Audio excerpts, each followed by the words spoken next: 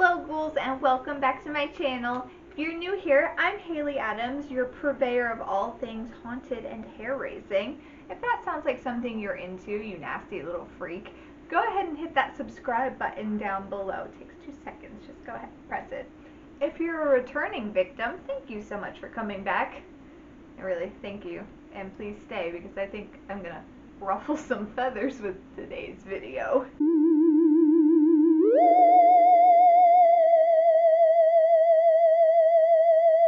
Today on Horror Chats, a show where I discuss horror movies, whether they're good, bad, ugly, or just straight up fugly, we are talking about Myrick and Sanchez's 1999 film, The Blair Witch Project. Some of you might not like my opinions on this film. Okay, let's get into it. It's October 1994, and students Heather, Josh, and Mike, all played by actors of the exact same name, set out into the Maryland woods to capture on film the local legend that is the Blair Witch. They interview a few locals. In the first interview they have, the guy doesn't even freaking talk about the Blair Witch. He talks about the serial killer, Rustin Parr, who had this house in the woods. He abducted 7 kids and would kill them in pairs while making the other ones stand facing the corner. That's a secret Mouska tool that we're going to use later. Because this is a horror movie and no one makes good choices, the 3 students, they continue into the woods to do their little film project, and they keep on interviewing locals, and they come across these 2 fishermen who tell them the story about a child that was abducted in the woods, was gone for 3 days, and then came back and was talking about a lady whose feet don't touch the ground. Like, yeah, normal kids stuff, you know. It makes me think about those kids that went missing, like in Appalachia, and that one kid, like, he appeared like 3 days later, and like his feet were clean, but he had no shoes. Is there a Blair Witch in Appalachia? There's a lot of shit in Appalachia. That's not what today's video is about. And yet they continue to explore the woods. They head to this spot called Coffin Rock. It's a rock shaped like a coffin, where centuries ago the bodies of 5 men were killed in some ritualistic ceremony, and then their bodies were never found again. These woods, they sound great, don't they? After visiting this sacrifice rock, they set up camp for the night. Nothing weird happens that night, I guess. I don't know. Next morning they go out exploring again, trying to find witchy poo, and what they find is this little burial site, essentially an old cemetery, that instead of headstones is filled with these stacks of rocks, which apparently are called cairns. I don't know, it's Scottish. I apologize to the Scottish people. Cairns. Obviously, it's something that should be respected, right? You shouldn't touch it. Well, freaking Josh knocks one over. Way to go, Josh. Then they just head back to their camp. Well, that's when shit starts to hit the fan. Josh, way to go. That night they hear footsteps and twigs snapping all around their little tent, and you know, no way it's just a raccoon or something. You're not in the woods where tons of animals live. But it actually, it was the witch this time, because in the morning they find 3 of these rock stacks around their tent. Uh-oh. Well, the rock stacks around their tent, that's enough for them finally, and they decide to get the hell out of there. But, because there's always a but, Heather's map is missing. You know, the thing you kind of need when you're in the woods with no technology, yeah, that's missing. And because this isn't the first instance of any tension going on, the trio have been like bickering since like day 1. It's like, do you guys even like each other? Why would you go into the woods with people you don't like? But anyway, we learned that the day before, Mike was a little bit frustrated and he just straight up punted the map into the creek. I guess he was having some big feelings. He was having big feelings. He didn't know how to handle them. So the map's gone. Way to go, Mike. But luckily Heather, because she's the woman, she has compass. So they decide to head south because they think their car is south. As they're walking, they find these creepy little stick figures all hanging from the trees, and this really freaks them out. Like, God forbid this witch like to craft and have hobbies and just want to decorate the woods and make them look nice. Like, sorry for that. That really freaks them out. They're walking. They're fighting this whole movie. They can't find the car. Night falls, time to camp again because they can't find their freaking car. This could never be me because I don't camp. So I think this is a movie I would survive, and that's why I think they're making such silly little choices here. So they set up camp for the night.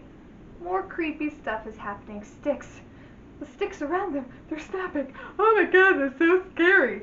And then something that's actually scary is they hear children laughing. You know, children shouldn't be laughing in the woods. I will give them that. That is creepy. Okay. I nearly forgot. Another thing that happens after the kids are laughing is their tent starts shaking. Starts shaking like they're on a freaking roller coaster. So what do? They bolt out of the tent into the dark, witch-infested woods. Now me, I'm going to take my chances in the tent because that's at least a little bit of a barrier between me and Miss Blair out here. I wouldn't just be going buck wild out in the woods where she can just snatch me. But again, like I said, this couldn't be me, so what do I know? When they make it back to their tent in the morning, they find that all of their stuff has been rifled through. Maybe the witch just needed a tampon. Like, leave her alone, my god. And all of their video equipment is covered in slime. Nickelodeon head ass, like, okay. So, yeah, they pack up, they decide they need to get the hell out of there. That's what they've been saying, get the hell out of here this entire time. They start walking. They're all cranky. They all hate each other. And then they realize they've been going in a circle the entire time. So they gotta camp. Again. Then in the morning, Josh is missing. Oh no, we're all so sad. Josh is missing. Darn it. No one cares. But they do care. They go look for him. Guess what? They can't find him. Guess what? It's time to camp again. Jesus. But anyway, next morning, after they hear Josh screaming in agony the whole night, and you know, they're like, let's go look for him. And they're like, no, maybe it's the witch. And they just... The next morning, Heather goes out and she finds this like little bundle that's tied up with a scrap of Josh's shirt. In it are some sticks, Josh's hair, and his teeth. She's really weirded out by this. I'm used to it. I got that all the time for my secret admirer. Like, grow up. It's a present. Like, it's fine. For whatever reason, she doesn't tell Mike about this. She keeps that to herself. Okay. They're snipping at each other. She's keeping this hair bundle a secret. I don't know. Maybe she secretly liked it. I was like, this is for me. It's not for Mike. It's for me. And then that night we get the whole big apology video of Heather just like in the camera. You guys know that scene. You know the scene where it's like on her face and you like see all the bugs in her nose.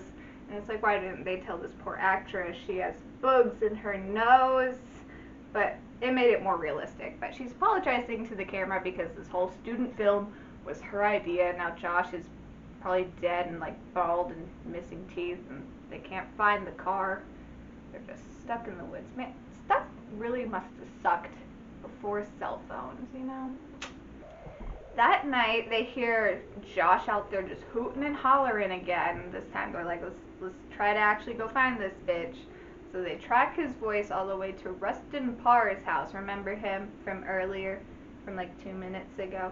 The serial killer. Yeah, his house. So they go in, and there's like all this like creepy like satanic stuff like doodled on the walls. There's child-sized like bloody handprints. Heather and Mike split up. You never split up.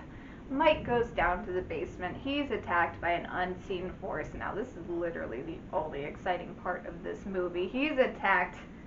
So we switch back to Heather's camera. She's running around. She's crying. She's scared. She goes down to the basement.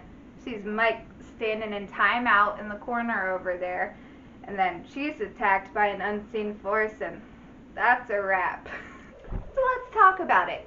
Inspired by paranormal documentaries, you know, things that are meant to feel real, and suckers like me believe, Myrick and Sanchez, they wanted to create a movie that had that same feel.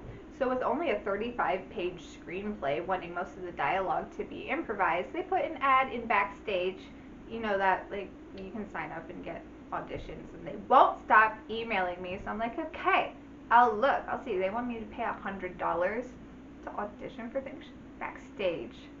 Calm down. But this worked out for them. They got a decent amount of applicants with good improv skills. So, backstage, you're fine. Don't sue me.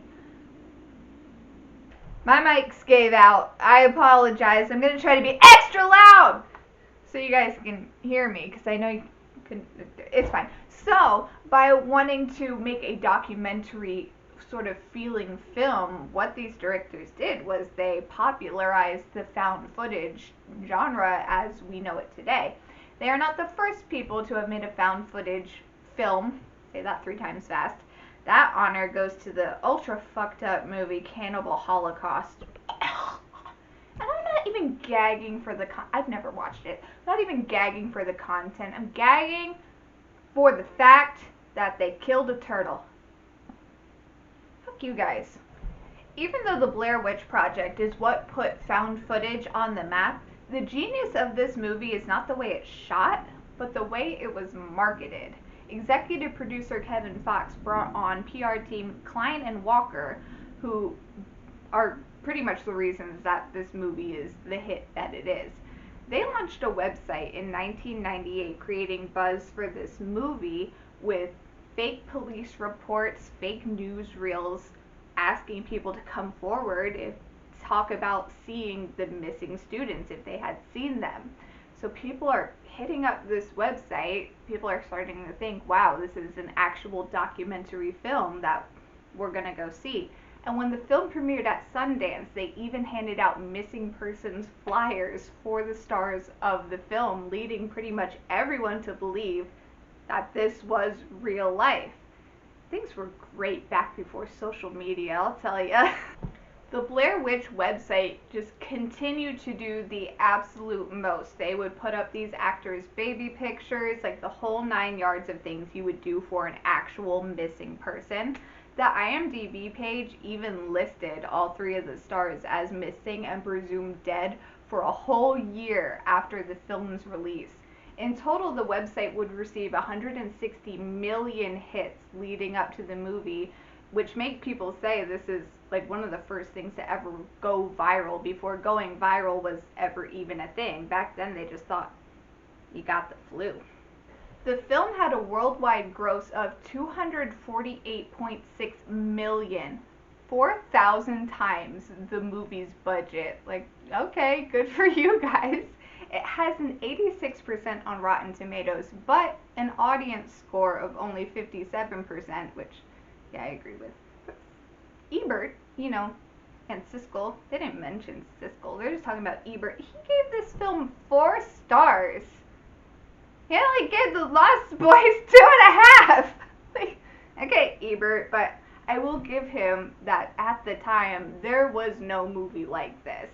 And even though the camera work caused a lot of audience members to experience motion sickness and even throw up, clearly this movie was a success.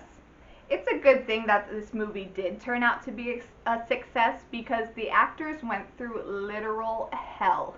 As the days went on, the directors would give them less and less food to keep them angry and snipping at each other. They had to camp, just like we see in the movie. They did not get to go to a hotel once filming was wrapped. No, they were sitting their ass down in the leaves. Ugh. They constantly were pitted against each other as well to keep the tensions high and make it more realistic that they kind of hated each other. So the directors would constantly be like, Heather said you smell that. I don't. Josh said you pee weird. So things like that, And each day to find their motivation for that scene, because the scenes were largely improv based with just a little bit of direction, they had to GPS track these milk cartons that had their instructions for the day written on them, which they could not share with the others. They had to keep that to themselves. Not to mention, these actors were only paid $1,000 a day for an 8-day shoot. $8,000 for that? Man, I'd be suing. I hope they got some good residuals or something because, jeez. After the movie, because people just could not let go of the fact that something about this might not have been real, there were a lot of rumors going around that the woods in Burkittsville, Maryland were actually haunted, which led to a lot of curious people coming and poking around. Definitely not something I would do. So they came and poked around and they would find these hanging stick figures, like in the movie, leading these people to believe that there is an actual Blair Witch. While the Blair Witch herself in the movie was based off a local legend, it was based off a legend from Salem. And turns out that the stick figures, weird noises that these tourists would hear in the woods, it was just locals who thought this was like the funniest thing ever. Exact same thing happened on the Children of the Corn set. We love to see it. Something does have to be said for the way the Blair Witch Project revolutionized the found footage genre. It really paved the way for all of these movies that we have today. And I know with found footage, you either fall into the love it or you hate it camp. I happen to love it. I think it's an effective and scary storytelling technique. It's freakier for me to have the singular POV to not see everything that's going on. It's much easier to put yourself in that character's shoes when you are only seeing what that character is seeing. I'm not saying you can't feel fear or empathize with a regularly shot horror movie, but there's just something about the tunnel vision that personally gives me more of the heebie-jeebies than your typical movie. And we do have to thank the Blair Witch Project for movies like Paranormal Activity, Grave Encounters, Hell House LLC, Gonjiam Haunted Asylum. I could go on because I do. I love found footage movies. I'm sure we would have figured it out eventually, but I was about to say Paranormal Activity. I'm very sorry. The Blair Witch Project was really the catalyst for found footage, and it deserves its spot amongst the genre-defining movies like The Exorcist, Halloween, Psycho, because it really did do something for horror. All that being said, I don't like this movie. Like, I'm sorry, but it's boring. The Blair Witch Project just completely falls flat to me. I get what they were doing. As I said, I gave it its props. I understand. It's just so... Ugh. And I feel the exact same way about the original Friday the 13th movie. Just, I get it. At the time it was, sorry Dracula, at the time it was groundbreaking. No one expected it to be Jason's mom. Spoiler alert for a movie that came out in the 70s, sorry about that. And I'm sure if I had been alive then to see it, my mind would have been blown. And I'm sure if I wasn't 4 when the Blair Witch Project came out, I would have also had my mind blown in theaters because people had not seen that yet. But I've seen it. So I think it's boring as hell. And I understand why we never see the Blair Witch, aside from that drawing of her that looks like Cynthia, Angelica's doll from the Rugrats. You guys, I'm having camera issues, so I gotta talk fast. I don't remember what the last thing I said was. I think I was talking about her looking like Cynthia from the Rugrats, and how I don't like that we never get to see her. And while I understand that because they wanted this like air of realism, they wanted you to think this was a real actual movie. And if you watch ghost hunting shows, you know they never see anything. Shout out to Ghost Files. Love you guys. Never catch anything though. That's realistic. So I understand why we don't see her, but give me the witch because I know it's a movie. I want to see the witch. You don't even get to see her in the sequel either, which is not a found footage movie, but far more enjoyable to me than the first. Is it a good movie? No. But it is entertaining at least. Piggybacking off that, even the remake is a dud, and just it also just didn't need to happen because you're not going to do what the original did again. And what the original did is why this movie is such a success. It's all attributed to marketing.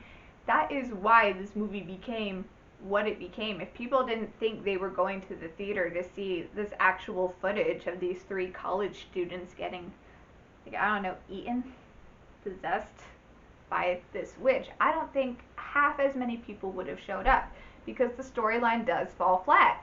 There really isn't a storyline. It was all improv. And I don't want to discredit the directors or the actors at all and say they did a bad job because that's not the case. Okay, the actors, they were fine. The directors were fine too. It was more the fact that there wasn't a story there. And that's why it's meh. So they really need to thank their PR team because that is why the Blair Witch movie made that much money. So to wrap up, yes, this is an important movie because of what it did and how it paved the way for so many other horror films to come along, but in the end, it's just meh. Now, if this is your favorite movie in the entire world, great.